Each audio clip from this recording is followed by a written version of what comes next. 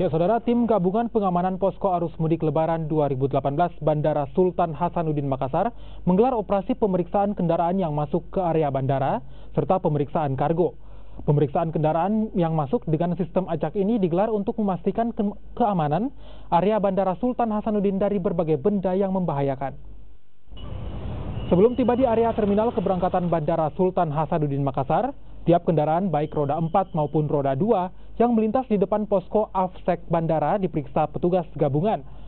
Tidak hanya menggunakan alat metal detektor, pemeriksaan dengan cara manual juga dilakukan untuk memastikan seluruh barang bawaan penumpang yang masuk ke bandara tidak mengandung unsur berbahaya. Operasi gabungan pengecekan kendaraan ini rencananya dilakukan sebanyak 3 kali dalam sehari pada setiap usai pergantian petugas jaga posko arus mudik dan arus balik di Bandara Hasanuddin. Petugas gabungan juga melakukan pengecekan terhadap barang dan petugas kargo bandara untuk mengantisipasi terjadinya pencurian barang.